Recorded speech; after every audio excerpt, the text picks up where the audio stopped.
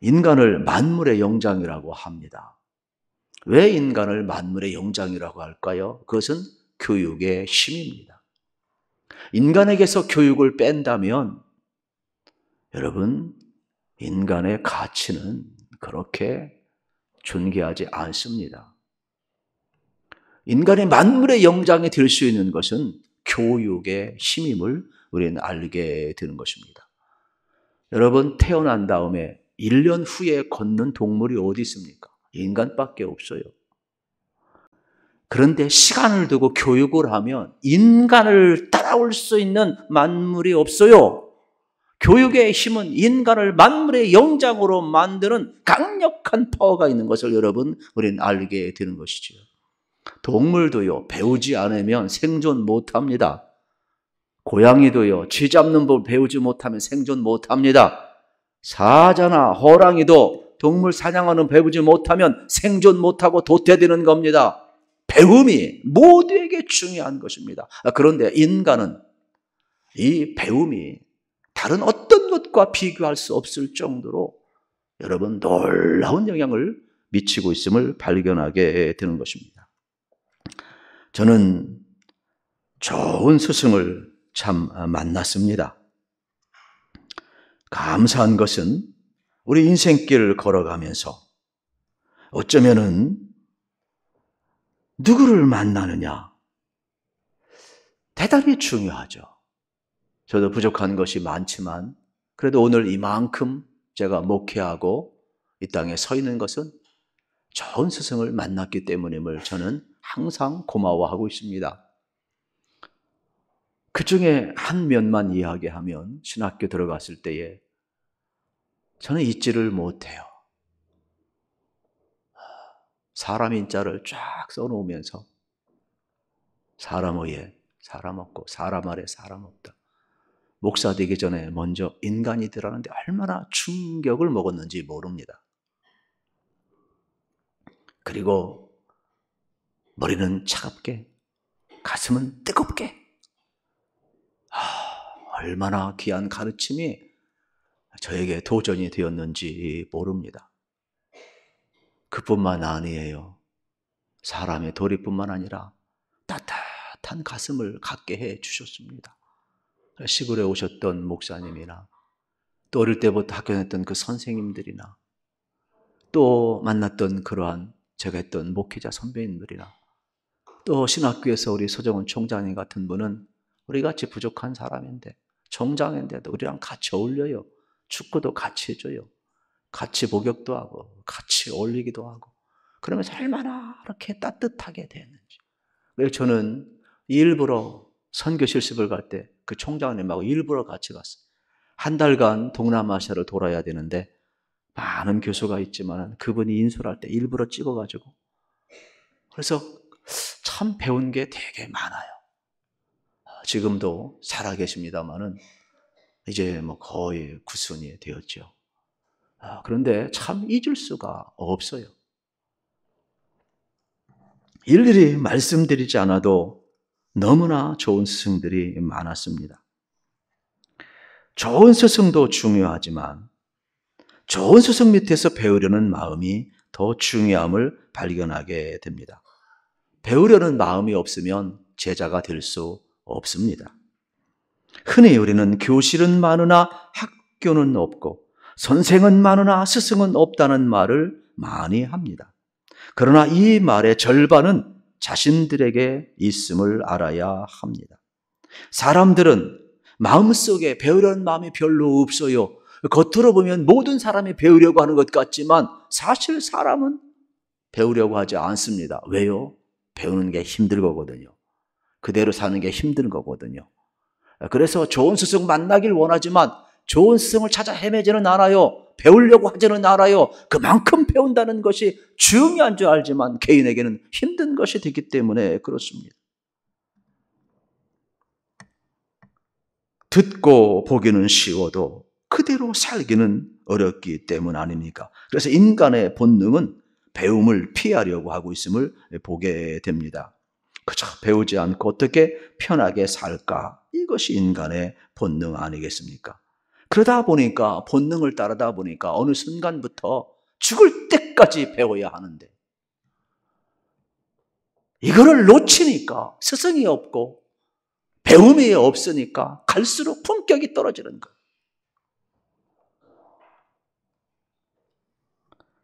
한 번은 엘리 제사장이 잠을 자는데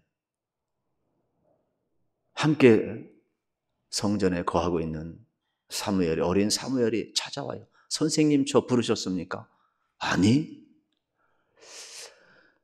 어린 사무엘은 잘 모르니까 또 밤에 누가 날 부르는데 누구지? 그래서 엘리 제사장 앞에 갔어요. 선생님, 저 부르셨습니까? 아니, 그때 엘리 제사장이 딱 감을 잡고 하나님이 너를 부른다. 그러므로 똑같은 음성이 들리면 이렇게 이야기하라. 하나님, 말씀하옵소서. 주의 종이 듣겠나이다. 그래서 어린 사무엘이 하나님의 음성이 들을 때 하나님 말씀하옵소서. 주의 종이 듣겠나이다. 그래서 그 위대한 여러분 사무엘 선지자가 하나님 앞에 붙들려 쓰임받는 것을 보게 됩니다. 똑같이 하나님의 음성이 들려도 가르쳐주지 아니하면 위대한 사무엘 선지자는 하나님의 음성을 들을 수가 없죠. 여러분 오늘도 마찬가지예요. 우리 한번 따라합시다. 하나님 말씀하옵소서. 주의 종이 듣겠나이다. 이건 신앙의 기초입니다. 여러분 성경은 오직 의인은 믿음으로 말미암아 살리라 그랬습니다. 그 믿음은 어디서 나옵니까? 들음에서 나오는 것입니다. 그 들음은 여러분 그리스도의 말씀으로 말미암는 것인데 듣는다는 말은 청력을 이야기하는 겁니까? 한 귀로 듣고 한 귀로 여러분 흘리는 것입니까? 아니지요. 듣는다는 말씀은 순종을 의미하는 것입니다. 우리가 저 아이는 말을 잘 들어. 그러면 청력이 좋다는 말입니까? 저 아이는 말을 안 들어. 그러면은 농아라는 말입니까? 아니잖아요. 저 아이가 말을 잘 듣는다는 말은 듣고 순종한다는 말 아닙니까? 저 아이가 말을 안 듣는다는 말은 뭐예요? 불순종한다는 말 아닙니까?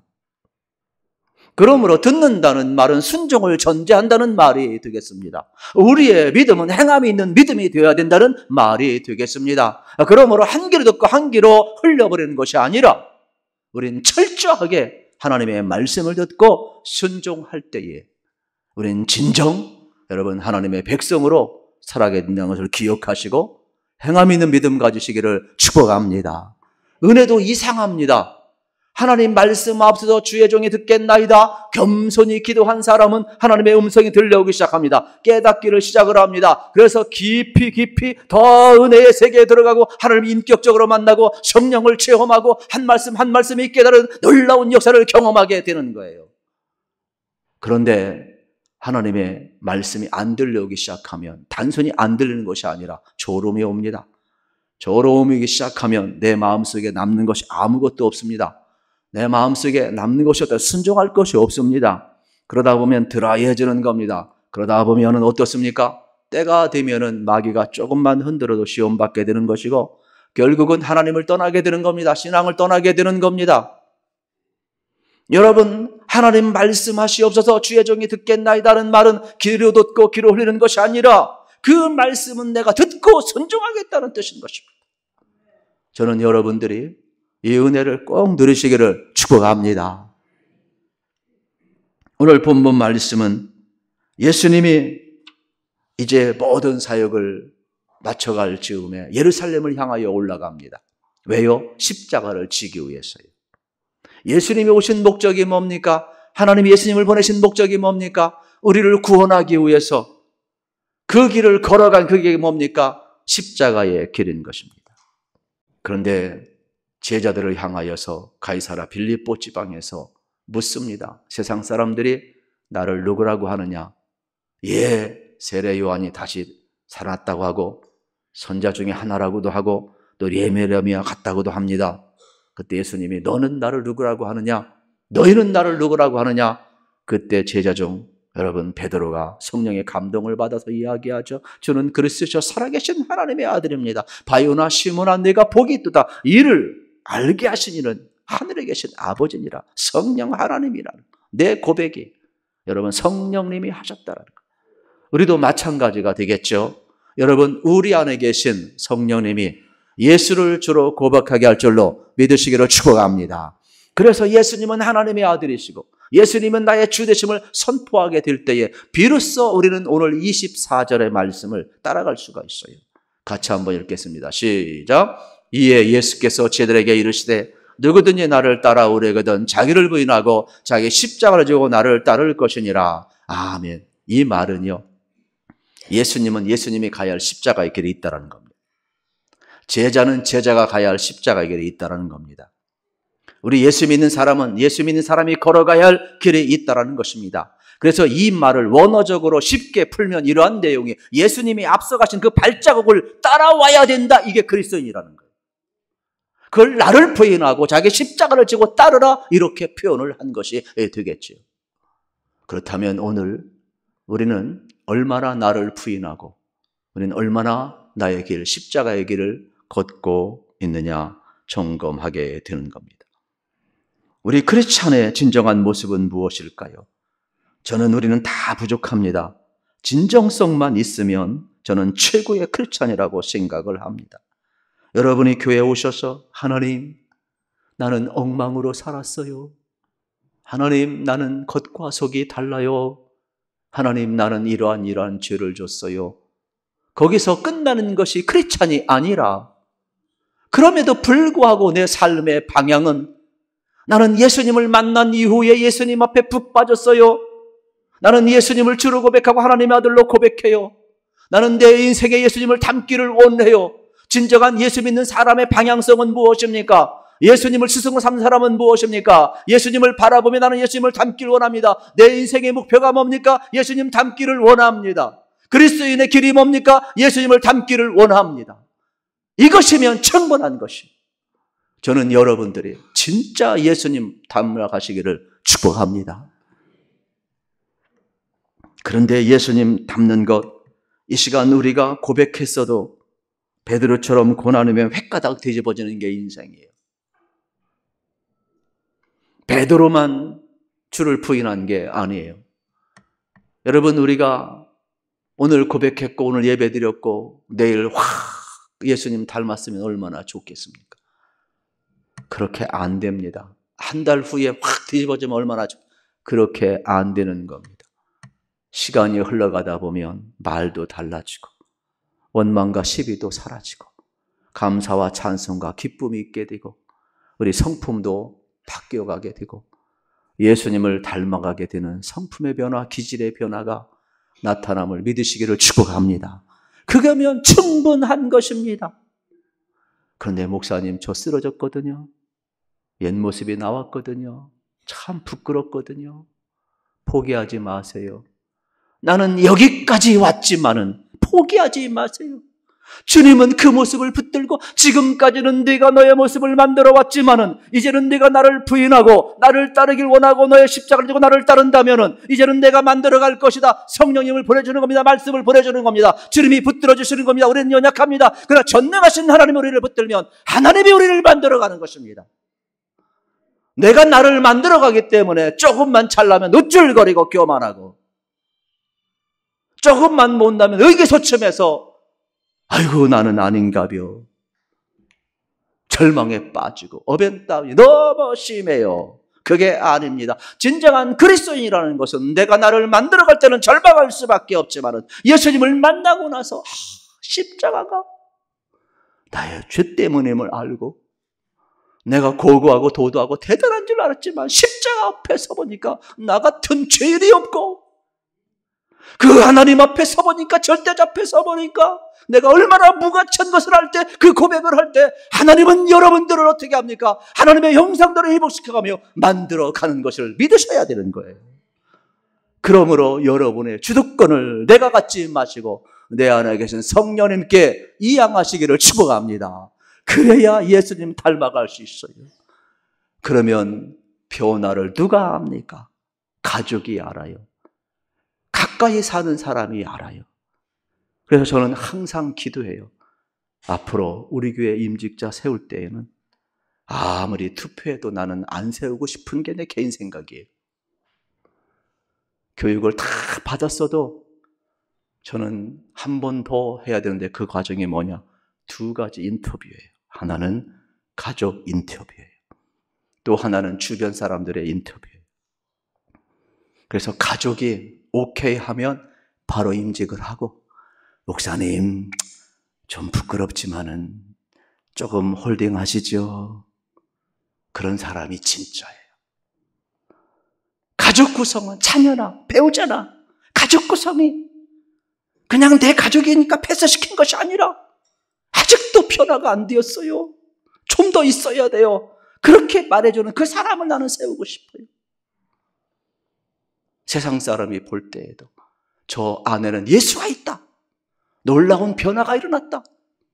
그런 사람을 진짜 세우고 싶은 게 제가 이야기 한두 번 하는 게 우리 교회 와서 지속적으로 하는 이야기.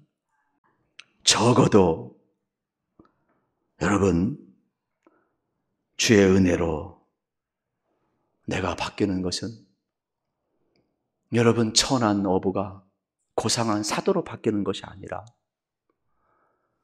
하나님 앞에서 내가 얼마나 무가치한 것을 알고 나는 하나님의 은혜 없이는 안 됩니다라고 고백하는 그 자세로 바뀌는 것이 진정한 은혜임을 꼭 발견하시기를 축복합니다. 이걸 발견해야 돼. 이 말을 좀 더 쉽게 적용하면 이렇습니다. 저도 이 말이 어렵거든요. 수없이 설교하지만 어떻게 적용할까? 나를 부인하는 것은요, 간단합니다. 욕심을 내려놓는 거예요. 자기 십자가를 지는 것은요, 주를 위해서 어려움을 받아들이는 거예요. 제가 묻습니다. 어떤 욕심을 내려놓으시겠습니까?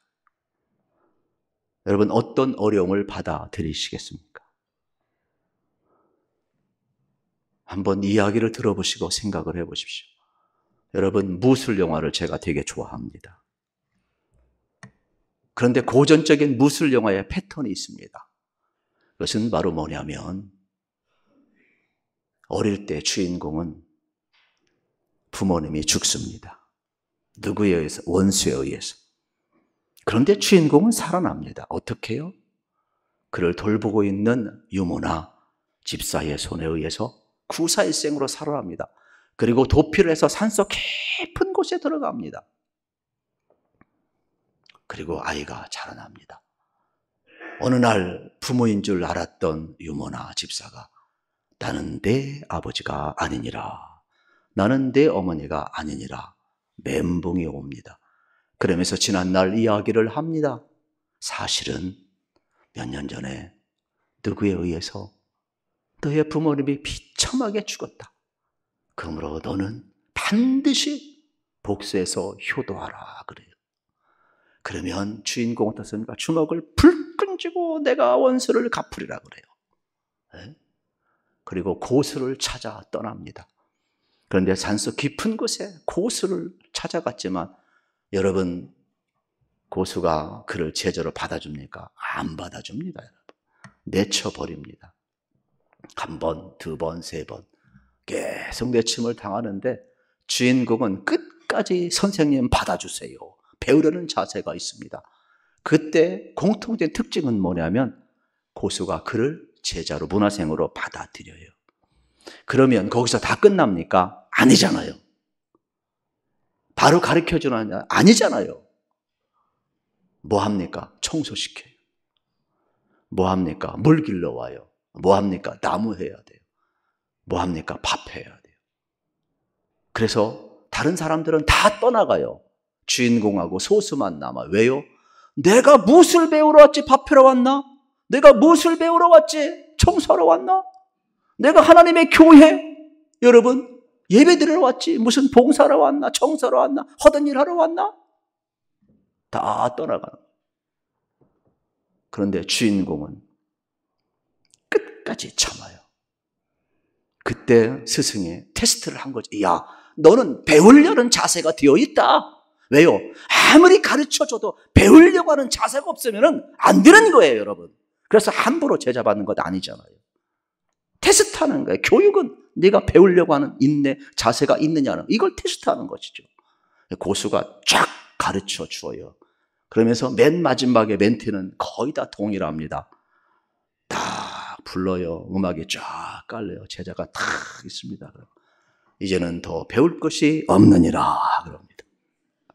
그리고 한마디 똥이래죠. 이제는 하산해도 되느니라 그럽니다. 그리고 하산해서 원수를 갚죠. 이런 패턴을 보게 되는 겁니다. 여러분, 아무나 제자로 삼지 않습니다.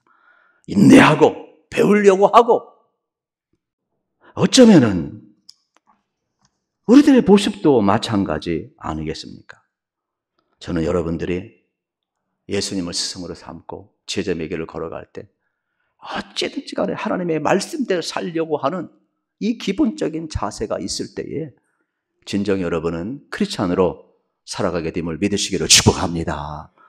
그렇기 때문에 인내하셔야 돼요. 끝까지 붙어 있어야 돼요. 여러분, 포도나무의 가지가 붙어 있어야 열매를 맺는 거예요. 수많은 어려움이 있어도 공동체에 붙어 있으세요. 가지는 나무에 붙어 있어야 되는 거예요. 예수님 앞에 붙어 있어야 되는 거예요.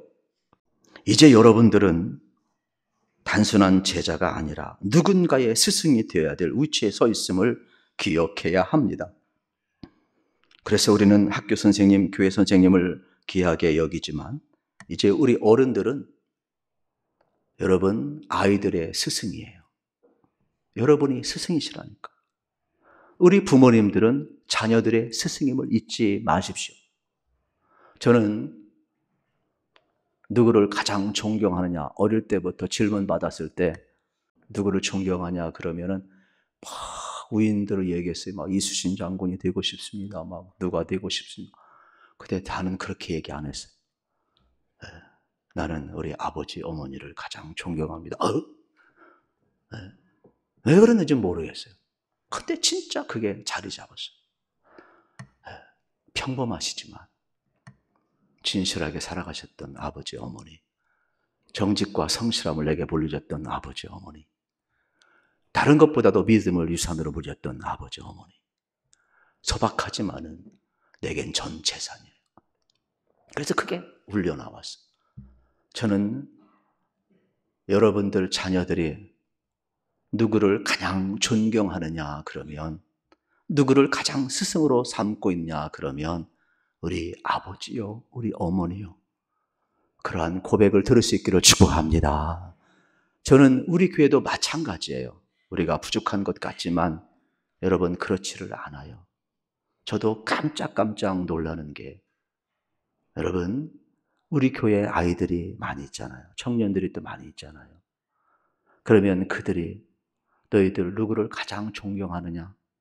그때 이런 말 들었으면 참 좋겠어. 너희들 스승이 누구냐? 그러면 예, 우리 선생님입니다. 예, 우리 교회 목사님입니다. 예, 우리 신약교회 장로님입니다.